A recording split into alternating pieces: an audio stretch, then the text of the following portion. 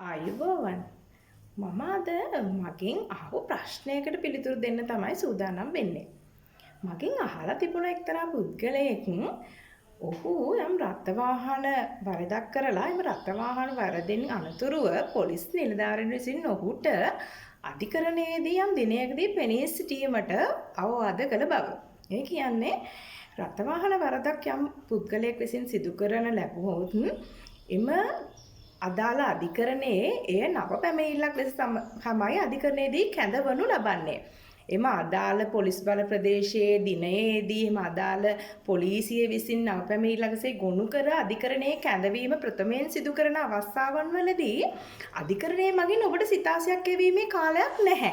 ඒ පොලිසිය මගින් තමයි නඩුව ගරු අධිකරණයේ පවරනු ලබන්නේ. ඉතින් එම අවස්ථාවන් වලදී පොලිස් නිලධාරීන් විසින් ඔබට එම පවසන දිනයේදී අධිකරණයේ පෙනී සිටීම අනිවාර්ය වෙනවා. මන්ද එම අවස්ථාවේදී පොලිසිය විසින් තමයි ඔබට නඩුව පවරීම අධිකරණයේදී සිදු කරනු ලබන්නේ. ඒ අවස්ථාවේදී ඔබ අධිකරණයට දිනට පැමිණිය යුතුයි. ඉතින් අධිකරණය මගින් ඔබට සිතාසියක් නිකුත් කරවා ගැනීමේ හැකියාවක් ඒ ප්‍රථම අවස්ථාවේදී නැහැ. ඉතින් එම නිසා එම අදාළ දිනයන් එම නිලධාරීන් දන්නවා කුමන දිනයන් වලදී අධිකරණයේ වෙනි නඩු කැඳවන්නේ කියලා.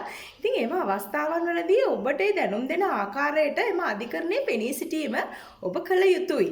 අනිත් ඒ වගේම එම නිලධාරීන් සමහර අවස්ථාවල ඔබට එම කොලයක් ලබා දෙනවා. එම කොලයේද උසාවි දිනය කියලා එහි සඳහන් කර දෙන අවස්ථාවද තිබෙනවා.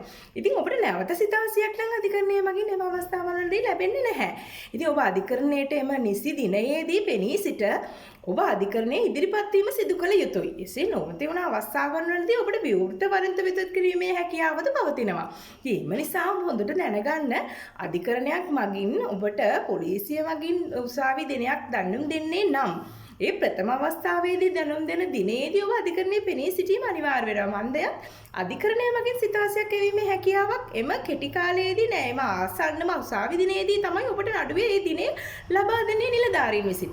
ඉතින් එවැනි අවස්ථාවන් වලදී ඔබ අධිකරණයට එම අවශ්‍ය වෙනවා. මගේ මේ අහලා තිබ්බ ප්‍රශ්නයක් නිසා තමයි මම මේක ඔබ නොදන්නා කාරණාවක් නිසා වෙන්නේ නැති අහලා තිබුණ නිසා මම මේ පිළිතුරු සැපුවා. ඉතින් මතක තියාගන්න එම නිලධාරීනුත් රාජකාරියක්නේ සිදු කරන්නේ. ඊට සහායදී සමහර විට ඔබගෙන් යම් වරදක් සිදු වී තිබේ නම් අධිකරණයේ ඉදිරිපත් වීම අවශ්‍යම වෙනවා. ඉතින් ඔබ නොදැනුවත් කාරණාවන් ඔබට උපදෙස් ලබා දීම තමයි මගෙන් සිදුවන්නේ. ඉතින් මටත් අවශ්‍ය යම් නීතියක් අධිකරණයේ යම් සාමාන්‍ය පුද්ගලයන් වශයෙන් සමහර අවස්ථාවලදී නීතිය පිළිබඳ දැනුවත් කිරීම ටිකක් අඩුයි සිදු වෙනවා. ඉතින් මේ වගේ දැනුවත් කිරීමකින් ඔබ යම් දැනුවත් වීමක් ලබා ගත්තා නම් එයින් ඔබට ප්‍රයෝජනයක් ලැබේ. ඉතින් නීතිය දැන සිටීම ඉතා වැදගත්.